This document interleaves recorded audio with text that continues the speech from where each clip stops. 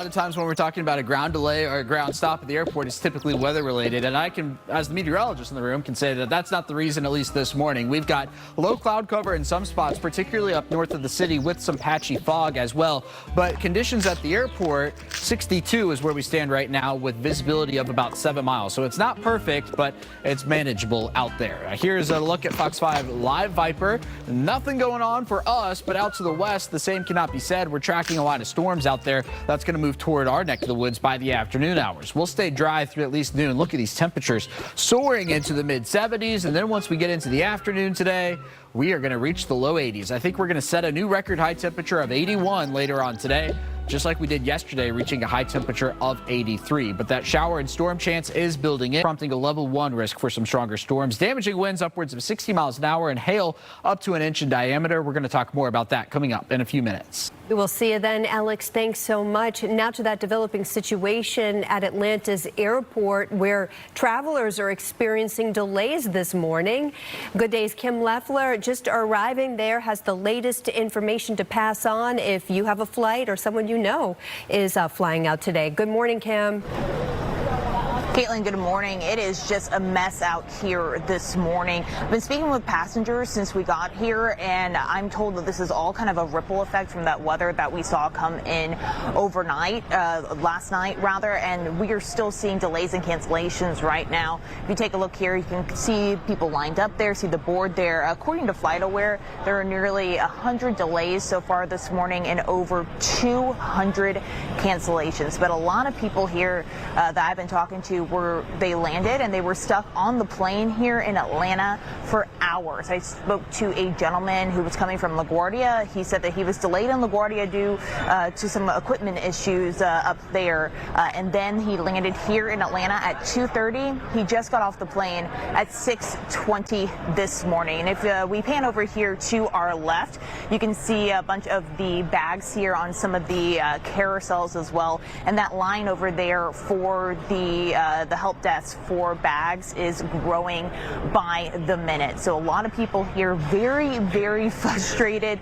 A lot of people stuck on the tarmac again for hours this morning. I've reached out to Delta for more information about what happened, but again, that passenger that I spoke with told me that he heard from the flight crew there this was all stemming from that weather that we saw here overnight. Of course, we are going to stay on this and we'll keep you updated throughout the morning. For now, live at Hartsfield Jackson, Kim Leffler for Good Day Atlanta. So stressful. All right, thanks, Kim, for those developments. It's a 7:04 now when a woman is dead, a bystander hurt after a double shooting at a Southwest Atlanta shopping center. 2 people are now being detained as investigators work to determine what led up to that violence. This is all happening on MLK Drive. It happened last night outside a nail salon there, and investigators have detained a 21-year-old man, a woman for questioning, while homicide detectives work to determine exactly what happened. Emotions run high, in the certain areas, but people meet up and they rehash some things that go on, and the escalating dispute does lead our motive. Unfortunately, but it just never needs to escalate to gunplay. Guns have a reason, but never need to take another person's life. And so far, the name of that victim, possible motive, nothing has been released just yet. We'll keep you updated. And Atlanta police also asking for help finding the man accused of punching a Savannah school teacher outside the World of Coca-Cola.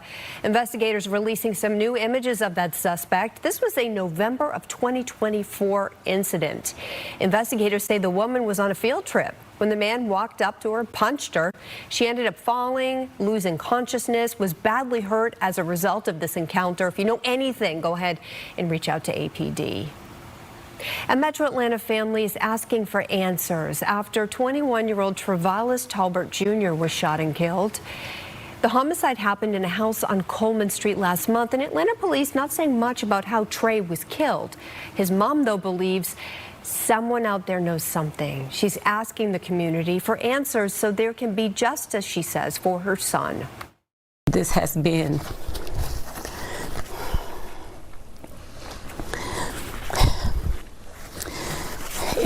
it's been really hard. I need answers. I want answers. And I I just want to bring the community together to know that we are standing with my son to receive the justice that he deserves. Additionally, a candlelight vigil for Tolbert taking place tomorrow at Westside Park. To Henry County, where police have declared a state of emergency as rumors continue to swirl about a teen takeover. Social media chatter calling it the Urban Air Takeover at the Henry Town Center shopping complex on Jonesboro Road. Leaders say they're ready to shut it down this weekend if it does happen. This all comes after hundreds of teenagers took part in a so-called takeover on the Beltline near Ponce de Leon last weekend. Another one happening at the Battery in Cobb County the weekend before. Atlantic Station, you may remember, back in December. We have multiple units that's going to be out.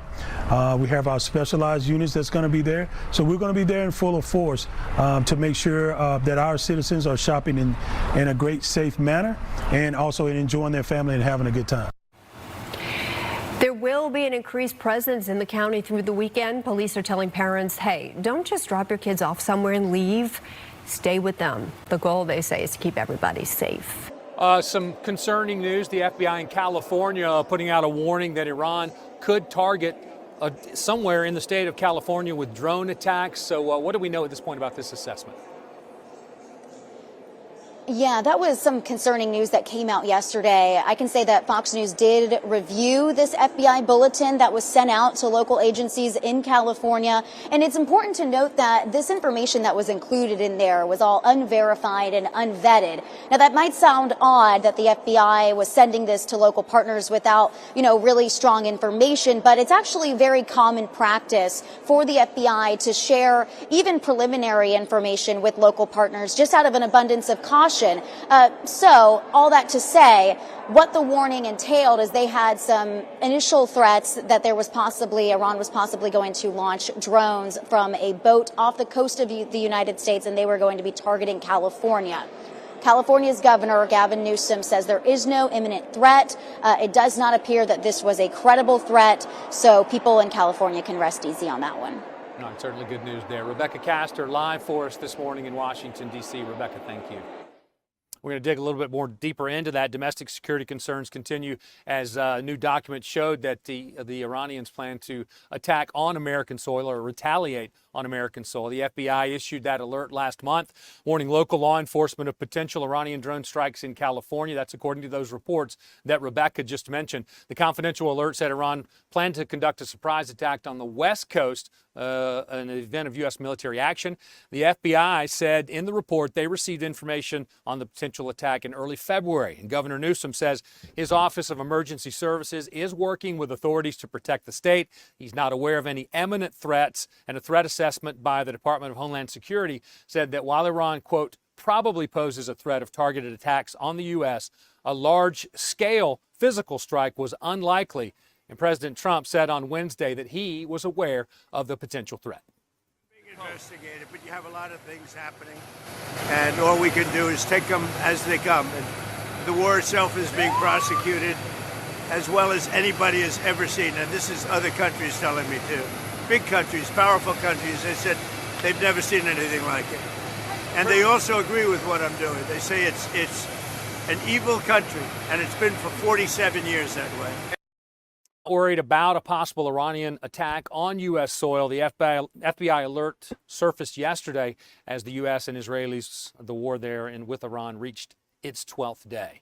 Speaking of that, President Trump says he plans to finish the job in Iran during remarks at Verst Logistics. That's in Kentucky. Let's take a listen to what he had to say about the war. We don't want to leave early, do we? We got to finish the job, right?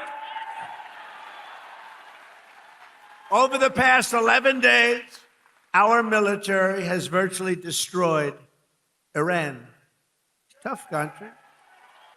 Their air force is gone. Totally gone. That took the better part of about 3 hours. They no longer have radar.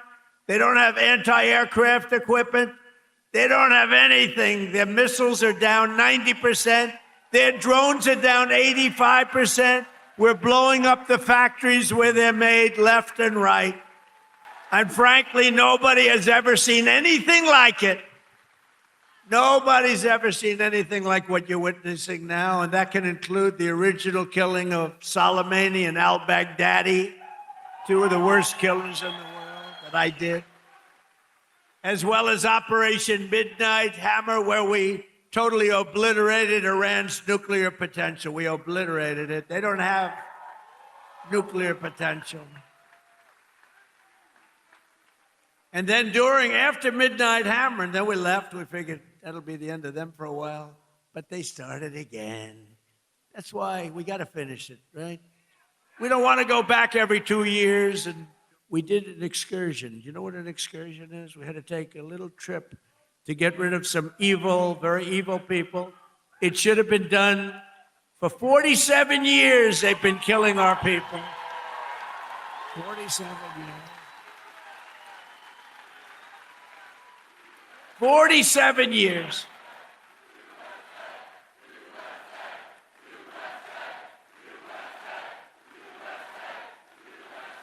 And I can only say this. They were all prepared. They're very strong. You know, they're going to try and take over the whole Middle East. They were going to knock out Israel. They don't know what the hell hit them, right? They don't know what hit them. They got hit by the American. And this all comes after the Pentagon reported to Congress that the U.S. cost of the war was more than $11.3 billion in just the first 6 days. So let's talk a little bit about the global economic impact of this. Some of the wealthiest nations in the world, they're taking steps to offset growing concerns over the economic impact of the war in Iran. Many agreeing to dip into their oil reserves to stabilize the energy market. Concerns growing over surging oil and gas prices amid this conflict, from small towns in Ohio to cities in Western Germany. To counter the spike, the International Energy Agency announced it will release 400 million barrels of oil from the emergency reserves, the largest in its history, and the U.S. will contribute 172 million barrels from the Strategic Petroleum Reserve. The president says the move will help reduce prices as U.S. and Israeli forces continue their bombardment of Iran. The release comes as the Strait of Hormuz, a critical oil route, remains nearly closed, with Iran threatening ships belonging to the U.S., Israel, or their allies in the water have slowed, or mines rather in the water have slowed traffic. Although U.S. forces, they do say they have taken out dozens of Iranian ships capable of laying mines in that area. According to the Energy Department, the U.S. will begin releasing those oil reserves next week.